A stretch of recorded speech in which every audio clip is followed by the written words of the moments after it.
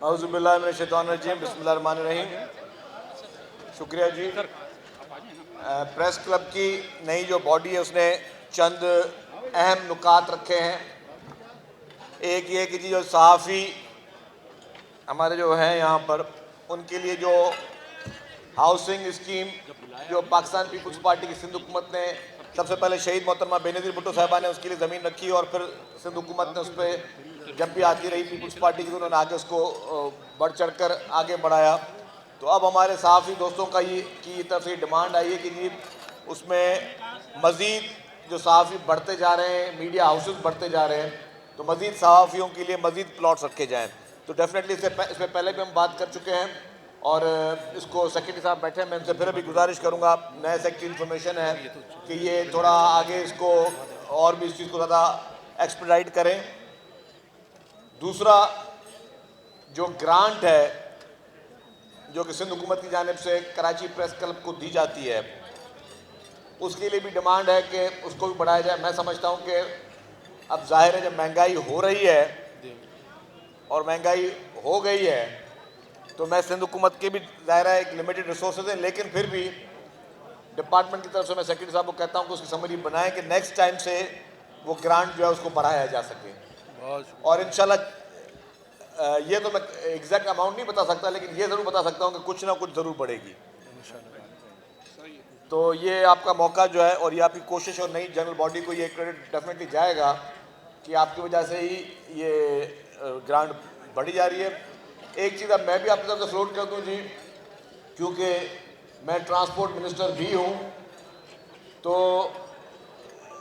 आप मुझे एक दो रूट्स ऐसे बताएं जो आपके लिए, जो सहाफ़ी भाइयों के लिए आजकल महंगाई बहुत ज़्यादा है, ट्रैवलिंग एक्सपेंसेस ज़्यादा हैं, कि कोई ऐसे रूट बताएं कि जो कि शहर के किसी दूर दराज इलाके से कराची प्रेस क्लब तक आना हो, तो मैं फिर ट्रांसपोर्ट की जानिब से ये आपसे फिर कमिटमेंट करूंगा और उसको फिर पूरा करूंगा इंशाल्लाह ताला कि हम बसेस को कराची प्रेस क्लब तक लेकर आएँ ताकि हमारे सहाफ़ी भाई जो कि इस महंगाई के दौर में जो महंगा पेट्रोल और महंगी चीज़ें ख़रीद रहे हैं तो वो फिर उनको कम पैसों में इन आलीशान बस सर्विस में वो कराची प्रेस क्लब तक आ सकेंगे। ये बताइए शकील साहब कि कल जो आइन के हवाले से एक बड़ी तकरीब हुई जिसमें साबिक सदर आसिम अली जरदारी ने भी खिताब किया, लेकिन पीटीआई को जो है वहाँ पर सुप्रीम कोर्ट के एक सीनियर जज काजी ईसा फाइक के वहाँ खिताब और आने पर बड़ा एतराज़ हुआ है। आप क्या समझते हैं उनका ये एतराज़ दुरुस्त है? हालांकि उन्होंने वजाहत भी कर दी। देखिए जी, कल पाकिस्तान की तारीख में कानून की हुक्मरानी जानने वालों को और आइन को मुकद्दस समझने वालों के लिए ये पैगाम था कि 50 साल पूरे हुए थे आईने पाकिस्तान को, और आईने पाकिस्तान की गोल्डन जुबली जो कि पार्लियामेंट हाउस में मनाई जा रही थी, किसी सियासी महफिल में नहीं, किसी सियासी जगह पर नहीं, जो एक आईनी इदारा है। पार्लियामेंट हाउस एक आईनी इदारा है और किसी को भी इससे मुकद्दस इदारा और कोई पाकिस्तान में नहीं, ये भी मैं बता दूं। इससे आला इदारा कोई पाकिस्तान में नहीं है, इससे मुकद्दस इदारा कोई पाकिस्तान में नहीं है। तो जिन लोगों को यह एतराज़ था कि जस्टिस काजी फैज़ा साहब उस पार्लियामेंट के एक मुकद्दस इदारे पे जो कानून बनाता है, जो आइन बनाता है, जो आइन में तरमीम कर सकता है, जो कानून में तरमीम कर सकता है, और वो जो फिर आइन और कानून बनता है उससे उसी बिना पर फिर पूरे मुल्क में तमाम अदालतें चलती हैं और चलना है उनको। तो उस अगर तकरीब में जस्टिस काजी फैज़ साहब आए तो मैं समझता हूँ कि ये फ़ख्र की बात थी। और जो मैंने थोड़ा बहुत अपने पास मालूम किया कि तमाम मौजूद जज साहिबान को दावत दी गई थी उसमें शिरकत के लिए, लेकिन कल सबसे ज़्यादा वही एक जो बदतमीज़ी का तूफ़ान जो कि फिर मैं कहूँगा कि भारत और इसराइल के कहने पे पाकिस्तान के तमाम आईनी इदारों के ख़िलाफ़ जो साजिशें हो रही हैं, जो साजिशें चल रही हैं, जो पहले इन्होंने हमारे कुछ इदारों के ख़िलाफ़ की और फिर कल जस्टिस साहब के ख़िलाफ़ एक पूरी कैंपेन सोशल मीडिया पे चलाई गई, मैं कहता हूँ कि ये डूब मरने का मुकाम था। और आप देखें कि उस कैंपेन में कौन कौन लोग थे। जो लोग सोशल मीडिया पे उस पर कमेंट्स कर रहे थे नेगेटिव, वो कौन लोग थे? और ये वो सारे वो लोग थे, इनकी आंखें भी बंद थी, इनके कान भी बंद थे, जब इमरान खान के और पीटीआई के चीफ जस्टिस, इमरान खान के पीटीआई के chief justice justice Saqib Nisar साहब, जस्टिस साकिब निसार के दफ्तरों में इमरान खान उनसे मिलते रहे हैं। किसी जज के दफ्तर में जो शख्स एक पॉलिटिकल शख्स हो, जो कि जिसके केसेस उसके पास मौजूद हों, किसी पब्लिक गैदरिंग में मिल जाए तो अलग बात होती है, दफ्तर में जाना। फिर पीटीआई के वुज़रा पीटीआई के जस्टिस साकिब निसार के घरों पे जाके मिलते रहे, तकरीबात में मिलते रहे। इमरान खान खुद फरमाते रहे, मैं पहला प्राइम मिनिस्टर हूं जिसको चीफ जस्टिस सुप्रीम कोर्ट ने आज सुप्रीम कोर्ट रजिस्ट्री में बुलाया है। तो ये भी एक बड़ी बात थी।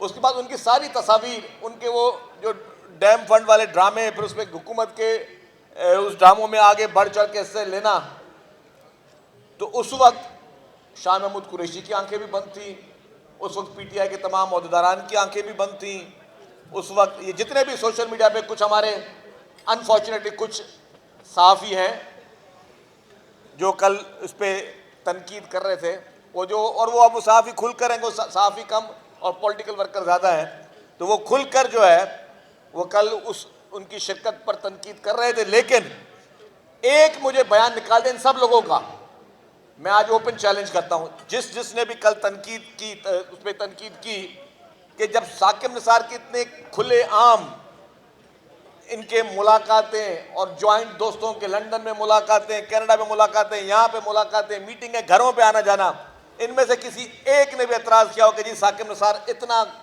पीटीआई में क्यों घुल मिल रहा है, घरों पे आना जाना क्यों है? किसी एक ने भी एतराज़ नहीं किया। तो ये है वो माइंडसेट। ये पाकिस्तान के अवाम को आंखें खोलनी चाहिए कि किस तरीके का एक गिरी हुई जहन का एक लीडर है आपके पास मौजूद, जो पूरे मुल्क में पैगाम और नफरत कैसे फैला रहा है, एक सोची समझी साजिश के तहत जिसके लिए प्रोपेगेंडा किया जाता है इस मुल्क में, जिसको कंट्रोवर्शियल बनाने की कोशिश की जाती है, तो किस तरह सोची समझी साजिश के तहत जिस तरह गिद्ध आके नोचते हैं, इस तरह गिद्धों की तरह वही इन्फ्लुएंसर्स, वही पॉलिटिकल पार्टी और फिर उनके यहाँ के लोग, फिर मुल्क से बाहर के लोग, वो एक सोची समझी साजिश करते हैं किसी को कंट्रोवर्शियल बनाने की। और यही लोग तब खामोश थे जब ये इनसे वो जज साहब इनकी मर्जी के फैसले भी दे रहा था, इनको सादिक अमीन के सर्टिफिकेट भी दे रहा था, और इनको हर किस्म की सहूलियात और इलेक्शन में जीतने की हद तक भी उनको सहूलियात को साकिब निसार दे रहा था। मेरा सवाल साथियों के हवाले से ये, आपने बात की थी चांद साहब इसके बाद है चांद साहब। इसी साल की शुरुआत में आपने एक हेल्थ इंश्योरेंस का फैसला भी किया था, डिस्कस हुई थी, आपने ऐलान शायद किया था, बजट में भी आपने एक प्रपोजल दिया था, उसका क्या हुआ पूरे सिंध के साथियों के लिए हेल्थ इंश्योरेंस? देखें, मैं आपको एक बात ऐसे बताता चलूं, बिल्कुल हमारा हुकूमत सिंध का प्लान है कि सहाफ़ियों के लिए खुसूसी तौर पर, क्योंकि उनके माली हालात को देखते हुए उनके लिए हेल्थ इंश्योरेंस शुरू की जाए। लेकिन मैं एक और बात भी कह दूं, और बड़ी मैं वसूख के साथ ये बात कह रहा हूं, इंशाल्लाह हुकूमत सिंध करेगी हेल्थ इंश्योरेंस का काम।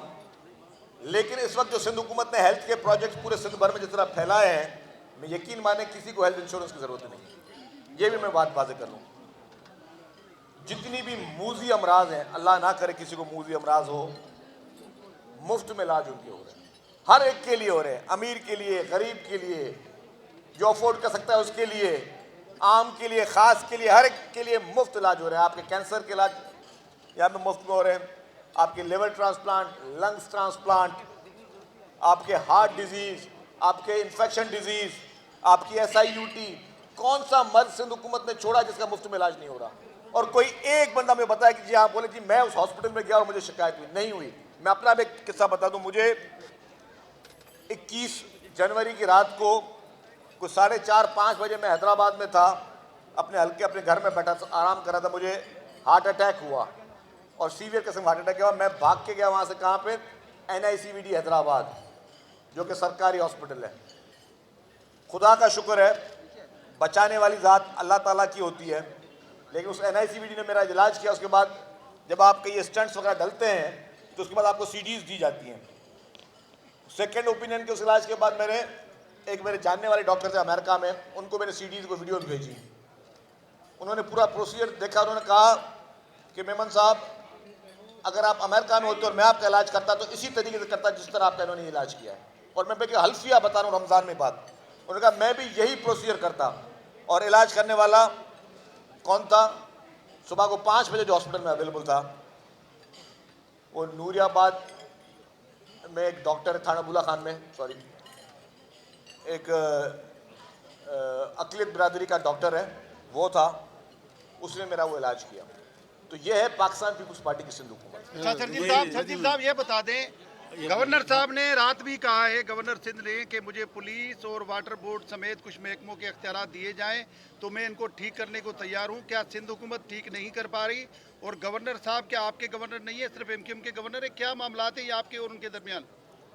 देखिए, आप हमेशा गवर्नर साहब के मुताबिक सवाल करते हैं। मैं आपकी बात बताऊं कि कोई हमारे साथ है गवर्नर साहब और हम एक पेज पर हैं। अब कुछ सोच डेफिनेटली डिफरेंट हो सकती है, उनके सोचने का शायद अंदाज या देखने का थोड़ा डिफरेंट हो सकता है, हमारा थोड़ा डिफरेंट हो सकता है, लेकिन इसका मकसद ये नहीं कि हमारे कोई इख्तलाफात है आपस में। जी आप कर लें। पुलिस और पानी का जहाँ करप्शन की आप बात कर रहे हैं, साकिब निसार बस ने इनकी बात corruption कर लीजिए। किया है, अरबों रुपए का फंड लेके डैम के नाम पे, और उसका क्या हुआ, उसका तहकीकात इसका